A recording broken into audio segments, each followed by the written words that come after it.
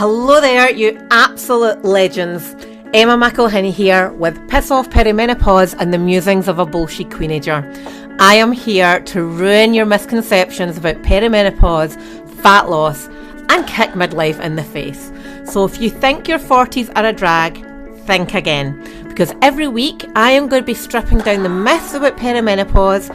I'm serving you raw, unfiltered truths about your health and smashing misconceptions about fat loss. And a whole lot more. So if you thought you knew midlife, you don't know the half of it. Aging is inevitable, but getting old is a choice. So buckle up, grab a glass of something yummy, and let's get to it. Hi, welcome to the whatever episode this is of Piss Off Perimenopause and the musings of a bullshit queenager. And this is going to be a bit of a rabble, and I'm going to tell you why it's going to be a bit of a rabble. So I don't like change. I talk quite freely about the fact that I am the world's biggest control freak, and that's why I work so well with women who are also control freaks. Anyway, but I decided today that I was going to test a new podcast system thing. Don't really know what you call it. Because at the moment, and I have been all this time I've been doing podcasts, I use Zoom and I record it and then I pass it over to Lisa, who helps me with some admin stuff, and she makes it magical and puts it on Spotify and Apple and all the places. But the quality of the recording is pretty shit. And I do use video, but that's only for YouTube. So nobody really accesses my YouTube channel for the podcast stuff. It's mainly on Apple Podcast, which is really another weird tangent. I did notice earlier last year in 2024, my people listening to podcasts was split 50% Apple, 50% Spotify. But this year it's gone up to like 70% Apple and 30% Spotify. And I don't, there's a few random people on Amazon and Audible and whatnot, but I've got no real reason why. And that is not today's topic of conversation. So I better move swiftly on before you fall asleep. Okay, today we're talking about rest. And this has been inspired by several conversations with several different people who I have become my worst own client. So, this topic of this is a conversation that I have with clients quite a lot. And when I haven't been told medically that I need to rest or go and calm down or anything like that. There's no health concerns. But I was at a spa with my sister and I was getting a back, neck, shoulder massage. And she was like, what's the level of firmness? And I was like, elbow firm, like get right in there. I am tight like a tiger. So, I exercise, I do some strength training. I don't ever, this will shock some of you, I don't really stretch after I have worked out, but what I do is I do a dynamic warm up. So I do a lot of warming up and I keep moving throughout my warm up. So I do a lot of work in shoulders, hips, knees. What else? Oh, shut knees, butt cheeks, legs. Yeah. And that kind of has stopped me needing to do a full cool down stretch once I've finished. But I don't work out to the same level of intensity that I used to. Like when I was younger, I used to do, oh my God, I need to push myself so hard that I'm not going to be able to sit down in the toilet. It's only if I take a break that I get serious DOMS now. So that's why I try not to take a break. I've actually just noticed it's a really good job that nobody really watches the video of this because I've got a long sleeved t-shirt on, I've got a jumper and I've got a fleece over the top, and I actually look like my body looks so big that my head looks like a lollipop. So please do not go over to the YouTube channel to check this out. Absolutely, like I look like a cartoon character, like somebody. Has anybody watched the Umbrella Academy? The big guy. I look like the big guy that lives on the moon. I look a bit like him. I've got his massive body and a tiny wee head. Anyway, rest. Let's get back on tangent. Rest. So getting this massage, and this guy was like, you're really tight. Are you stressed? I was like that. Not really. But it kind of got me thinking that actually, yeah, I'm stressed. And she was like, "Oh, do you do anything for relaxation?" I was like, "Yeah, I do loads of stuff for relaxation." You're like, "No, you do not. That's a lie. That's a lie, Emma. Do you rest?" I'm like, "Nope, nope." Now, and this topic has been something that's come up over the years with clients as well, and there is a running theme. So when I'm working with clients, I tend to work with ladies who are quite similar to me. You know, they're always up for a laugh. They're probably a little bit sarcastic. They kind of roll their eyes when they get seen all this woo woo stuff and all these mad supplements, and that they're very like, show me the evidence. Show me the evidence. But one thing that has always been quite apparent is when we talk about rest and relaxation, so many people in my world, my clients, find that concept really difficult to get on top of because it feels like everything else will fall apart. If we take a step back, it feels like everything else is going to fall apart. And, you know, it's when we say like we're tired, like one of the things I have noticed quite a lot, not necessarily in my client base, but just in women in general of this kind of perimenopause era, the phrase "I'm fine, just tired" creeps up and up and up and up. But when we talk about rest, and we're not talking about you need to like go and have a nap and, you know, wake up and you'll feel absolutely fine. But this kind of resting is actually a biological thing that we need to do. But we have a psychological blocker to that because we have been conditioned. We're of a generation that we're told you can have it all.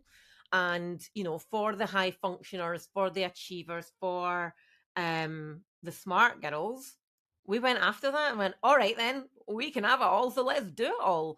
And, you know, so many women went on to have like a degree level education. They burned the candle at both ends, partying because we were told that we could keep up with the boys and ladette culture. We had part-time jobs while we were studying or hobbies, and then into the workplace. And, you know, we're still, for many of us, it's still that, you know, I'm young and cool and I don't need to worry about my body and I don't really need to worry about what I'm eating and all of these things. And then we enter, you know, late 20s, 30s and having babies and still having careers. And I speak to so many women now who only took off like 6 months of maternity leave. I only took 9 months of maternity leave, or a year. Hmm, might have been close. No, it wasn't as much as a year. Um, and that's not because the allowance wasn't there. Like you get paid a certain amount in my organisation, and then you went down to statutory. Um, but then we juggled full time working with kids because a lot of our organisations would not honour part time working or flexible working at that time. And so we've never really learned rest, proper rest. So now when we, inverted commas, rest, we equate that to, oh, I'll sit down and doom scroll, or I'll sit down and feel, oh my God, I'm being lazy, I better go and do something else, or we're unable to not do something. Like I find it really hard to be at peace, not have something in my hand, not be focusing on something, not be reading, not be fidgeting. I find it really, really hard. But when we get into this perimenopause stage and these like estrogens dropping, progesterone's dropping even more, and progesterone, just so you know, progesterone is known as a sleepy and calming hormone. So when we don't have a lot of that, we find it really hard to be calm. That's why so many people experience mood swings, and I'm going to say irrationality, but that's just mood swings, isn't it? Um, but we often get this. There's also an element of life just feels hard. And it's not like you're tired, although you might be tired because your sleep might be all over the place because you're getting cortisol dumps and adrenaline dumps at 4 o'clock in the morning, or you're high on anxiety and you can't get to sleep at night. But there's a kind of tiredness, a kind of not even achiness. It's not a physical thing. It just feels like I'm done with this shit. Like everything feels a bit like an effort. It could almost be. I've never been diagnosed with depression, so I can't really speak of it. And I wouldn't say, when I'm trying to describe it, I'm not saying it's like depression because I've never experienced it, so I wouldn't know. But it just sits deep within you, and it's just this flatness. Like, you know, logically, you probably know that you need to take a step back and rest, but logically, your high functioning brain does not allow that to happen.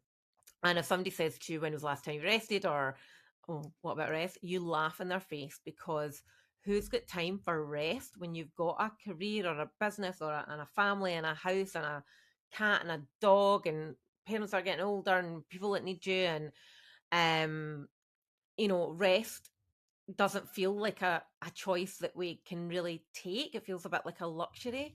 Not even a luxury, because sometimes we all want luxury. Like, I quite like, if somebody said, oh, do something luxurious, I'll be like, happy days, I'm up for that. But rest just feels like a thing that, why even bother? There's no point in doing it. It's not even a luxury. Um, and it's something that, like, you'll earn when everything else is done. Or when life calms down, I'll get a rest. Or when this calms down, I'll get a rest. Or when that's done, I'll get a rest. And it's not about, we think, well, when I'll be disciplined, I can do that, I'll have more time and all that kind of stuff. But recovery is something that we need to recovery. If we change the word rest for recovery, it might feel a little bit better for some of you listening. Because that is actually a really important part of health, especially as we get older. And we'll touch on why that is over the next 10, 15, 20, who knows what tangents will go on. But if we can start treating rest/recovery more as a purposeful strategy rather than a reward, life is going to feel much better and your body's going to feel much better, and it'll stop like fighting against you, because that's what it feels like. Well, so like, it's so many people in my world, clients included, are proud of the fact that people rely on them, that they are the capable one, they're the organized one, they're the one that keeps everybody right, they're the one that, when hobby goes, where's my whatever, or how do I whatever, or when is whatever, off the top of your head, you're like, I've got this. It's, for some people, might be you, and you might need to be honest with yourself here. So some people will get a little bit martyrdom about that. Well, there's no point in delegating this or that because I'm the only one that knows how it's done, or there's no point in even trying because it'll take longer for somebody else to do it. I'll just do it. So when you're the one that everybody relies on and keeping all the plates spinning and the balls burling, that's ultimately, it's going to start burning you, and that's not a good place to be.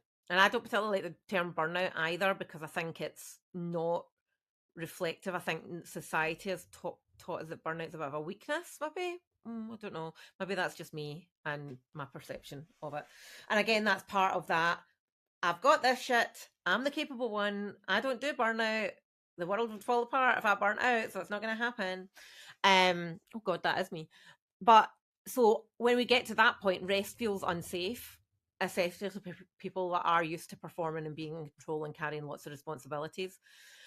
Because when you stop, it means that there is space for you, for your frustrations, your emotions, the truth.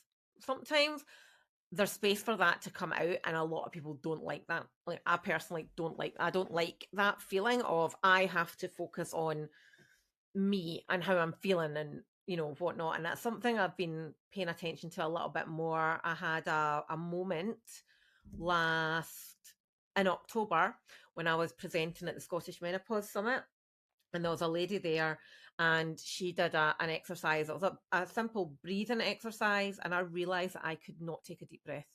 My shoulders were so tight, my chest was so tight, and this was after I was speaking, so it wasn't even stress or anything like that, or nerves. I was just like, I can't breathe. Like, obviously I can breathe because I'm still alive, but I don't feel that I can relax and breathe. And that just got me really thinking, this is like, that's how long that this topic has been brewing in my head. So, like, a typical pattern for me, and maybe for you if you're listening to this, is you always keep moving. So whether that is meal planning or cooking or multitasking or going to the gym or saying yes to people, or for me it's building new products or services, or adding into my coaching programs, or posting on social media, or launching accreditations. It sounds good, it sounds productive, but it's actually protection. um and it's keeping your body from recognizing that, what, maybe it's time that you need to stop.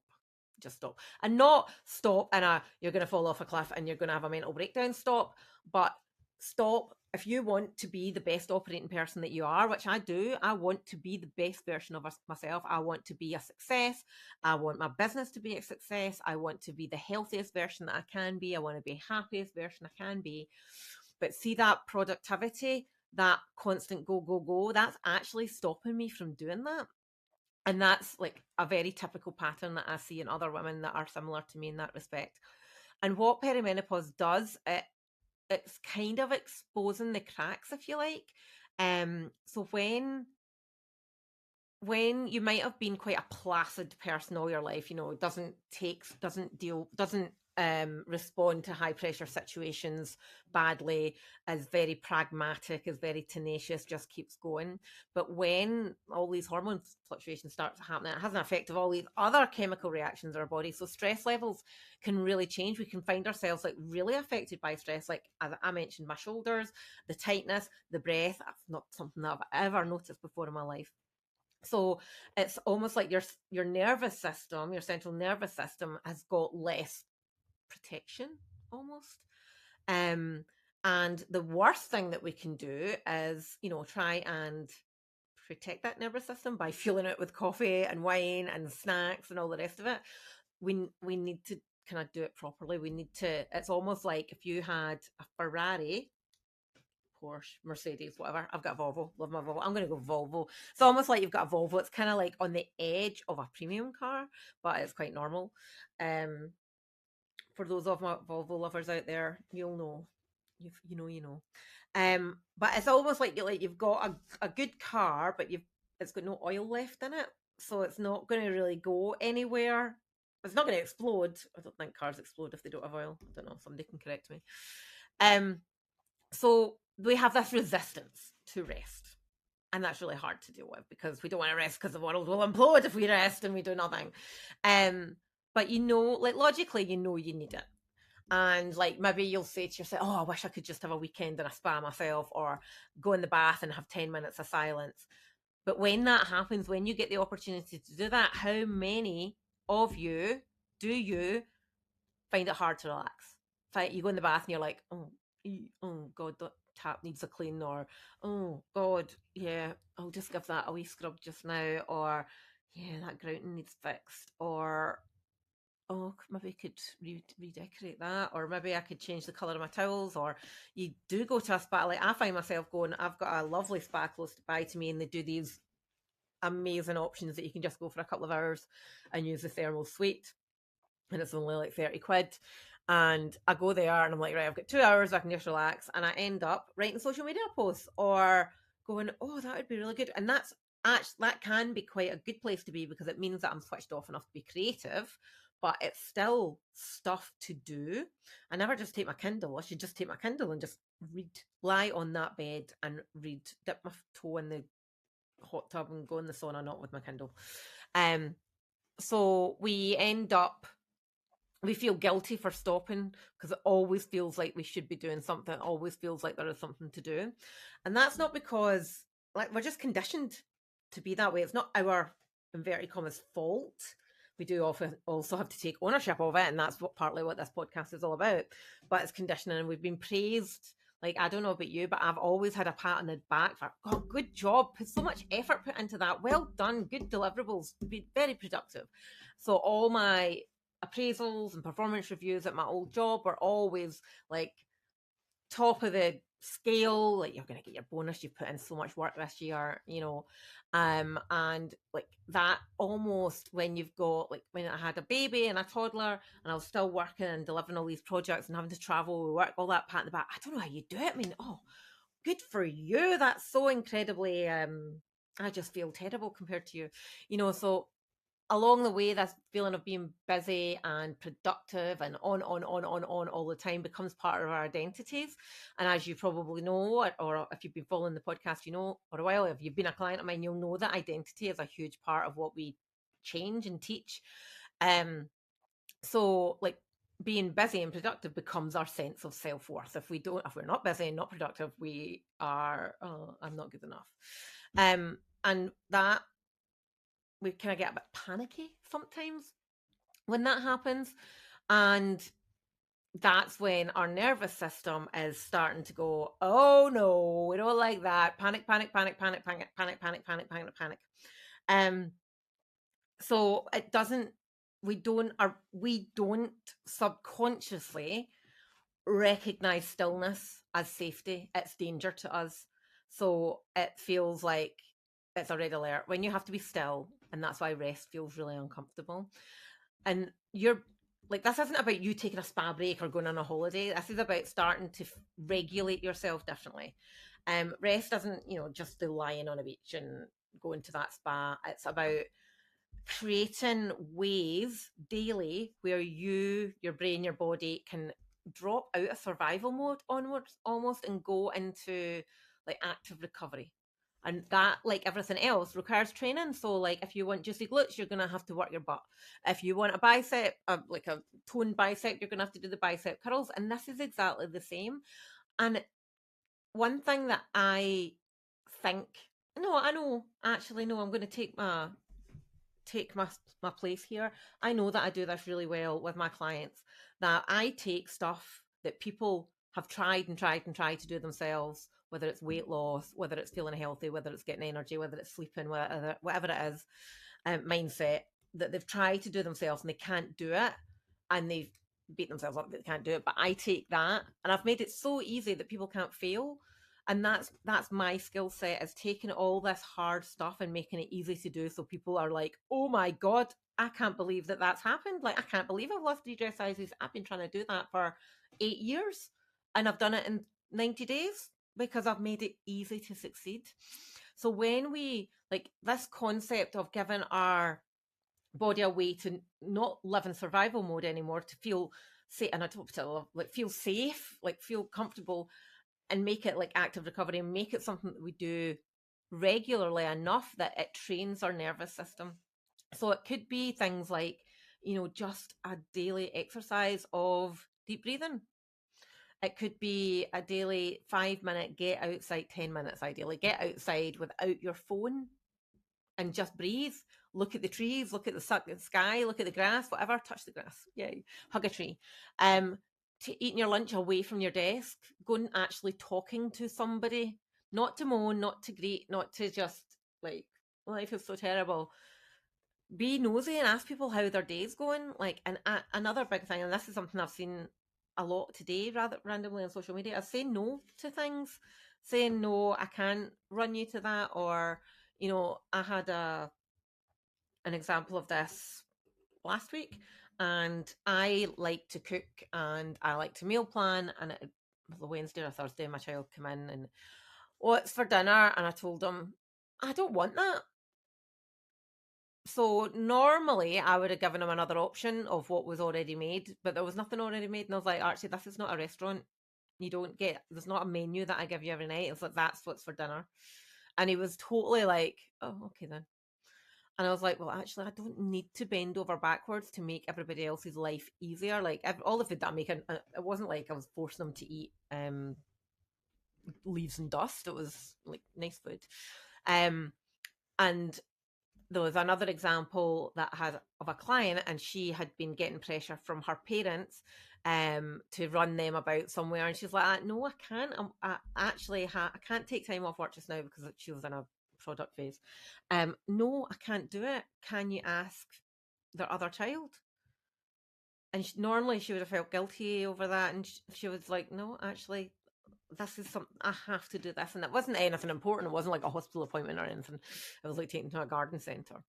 So this kind of stuff is not about, we need to remove this word laziness from our vocabulary. Like, that is actually taking ownership of your own body, being a leader in your own body. And that's what so many people forget, that we are in control of everything that we think and everything that we do, even though sometimes it doesn't feel like that. So when we're constantly living in this survival mode, you might refer to it as fight or flight. This is cortisol. You've heard of the stress hormone, adrenaline, true fight or flight hormone, where they end up running the show. And that's, we should have cortisol, we should have adrenaline, but they're designed for short bursts, if you like, to get us out of getting chased by lions or nearly getting hit by a bus or things like that. Um, it's not, cortisol and adrenaline aren't supposed to operate at a high level 24/7. Like that's not good for us. That's not good for our heart health. It's not good for our digestive health. It's not good for our brain health. It's not good for our skin health. So when we are in a place where we are running on stress and adrenaline, our body is prioritizing survival. Like it's just keeping us alive. We'll hold on to body fat. We will, oh God, brain fog, absolute brain fog. We'll experience bloating because our gut health isn't working properly. We won't sleep properly. Our mood will be all over the place. Our motivation will be low. Did I mention body fat? We'll not release body fat. And the more you push, the more you're like, oh my God, I need to keep going, I need to try harder, the less responsive your body actually becomes, because it's protecting you from either the lions or the bus crash or whatever it is. So doing less doesn't mean doing nothing, although sometimes doing nothing might be a wise choice. It just can mean removing some of the chaos that's keeping you overloaded, really. Yeah, think about that. Um, so, where was I? So when we're overloaded and we start to slow, this is not about like stopping. Like many people, it's too much of a head fuck to decide that you're stopping certain things because we've been conditioned and they've become habit. But when we can slow down a little bit, or when we can remove some of the things, not all of the things, you can finally, your body starts doing its job properly. It starts, burning fat. If that is a goal, it starts hormones working together. Um, it is balance, it's energy levels, it's recalibrated sleep, all of these things that we often are missing out on. And that's why, when my clients, we start really small with stuff, like really small, so small that you can't not do it. And when we reaffirm to ourselves that I can do this, and this, nobody's died and nothing bad has happened, it forms all these neural pathways. That means we'll keep doing it. So when people start, moving more, eating better, getting more water in, sleeping better, removing themselves from social media more, implementing boundaries, they are going to make much faster progress than those that are in this kind of no days off, I don't take a day off type mindset. So it's kind of more flowy, less forceful. And that's not woo-woo-ness. Like, this is a big thing for me. For a while I was just like, oh, resting's cheating, sleeping's cheating, eating's cheating. And actually, this is biology now. Like, we could get away with that shit when we were 30 and 25. We kind of get away with it when we're 47. So this does not mean, I don't want you to come away from listening to this thinking, oh my God, I need to go to a spa and be zen and all of this kind of thing. No, I don't want you to do that. Like that, I've got some small micro things that you can do every single day that actually starts training your body to rest, even for short amounts of time. So it could be before you sit down at your desk, or before you open your emails, or whatever your communication of choice channel of choice is, 3 deep breaths, right? And really, when you're doing that, I want you to identify, is this easy for me to take a deep breath? Like, I find it really hard. I've been doing some stuff recently since October, and I feel able to be free to get in and expand my lungs now, which is incredible compared to what I was like, can't do that. So 3 deep breaths before you open your inbox or your messenger. Get outside and walk around your block, just or around your house or around your garden. Outside is the key here, without headphones, just air, just silence. Obviously, that's not going to work if you're on a busy road, but it's still better than sitting inside and doing nothing. Get off your phone 20-30 minutes before bed. Get off your phone. Put your phone in another room. Don't have it in your bedroom. So even before you go to bed, get rid of the phone and just sit. Watch TV if you have to, read a book if you have to, but get off your phone. Like, I can't remember where I saw it, but it was a meme, and it was a woman in her bed going, oh, I can't sleep again. So I know what will help me get to sleep. Putting this device, brightly coloured device with lights, with all the information in the world right up to my face. Right. When you think about it like that, it's really not logical to be taking your phone to bed. And say no to someone. Just practice saying no to someone. No. Thank you. Hubby, give it a try with hubby. They're always a good one to try with. And another one that's really good is try to do one thing less. So if you've got some things that you do every single day, like who was it I was talking to? Oh, I can't even remember. She does something mental every single. Oh, she mops her kitchen floor every day, right? And I don't know if that's me. Well, I'm like that. Are you mental? But I was like, gonna go and buy a robot hoover. Like she wasn't poor. Like she could afford a like, go and buy a robot hoover. It will mop your floor 3 times a day if you want it. I've got a robot hoover. It's been a life-changing experience. Not gonna lie. Right. So that's the type of stuff that will help you chill the fuck out a bit. Let's say it's about more regulations. Like, not this is not failure. This is not laziness. This is actually stop the energy leaks everywhere else. So like rest. What's the opposite? So a lot of people equate success with productivity and see rest as the opposite of success. Unsuccess.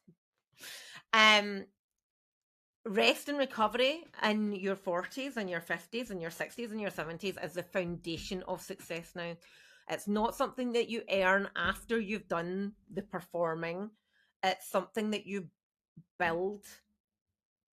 You build the success through rest. So let's start a bit of a mindset shift. Give yourself I'm going to rest, and it might only be a 5-minute walk. It might only be a 3 deep breaths. And before long, your body will start trusting that you are able to relax. And when it trusts that you're able to relax, so many things will change. The sleep will change, the moods will change, the fat will burn effortlessly. So I'm over time. I'm over time by 1 minute. I'm trying to give myself deadlines of 30 minutes for my podcast. But anyway, when you do this, like your body is going to respond whether it likes it or not. That's what happens, right? Just go. It's science. This is what happens. And if you've got one friend or one colleague or one person in your life that says, "Fine, just tired," share this bloody episode with them, because that's not an acceptable way to be for the next 10 minutes, never mind the next 10 years. You know what I'm all about, midlife is not a time to go, oh, well, that's it, I'm done now. Absolutely fucking not. Like, we've got so much opportunity. You can make the next half of your life better than it's ever been. You can be better than you've ever been. You can be healthier, happier, sexier, healthier. I've said healthier than you've ever been. But you've got to go. You've got to do it. Like, you can't just sit and wait for the motivation to come, because your motivation's fucked, quite frankly, like with all the other things that are going on. So you're not here to survive menopause, like absolutely not. If you want to just ride it out and feel shit, then absolutely go ahead. And I don't know why you're on this podcast though, but if you actually want to make fundamental change, so you are not surviving, thriving thriving, not surviving, you've got to actually do something about that. And if you think I can help you do that, then that's what the Happy Body Project does, and there's a link somewhere here that you can find out more about that. But take one thing away from today and actually implement. All right. I will speak to you soon. Next episode will be at some point in the future.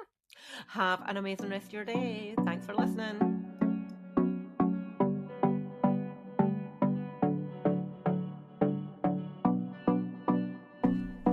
And just like that, we have spiced up another episode of Piss Off Perimenopause and the Musings of a Bullshit Queenager.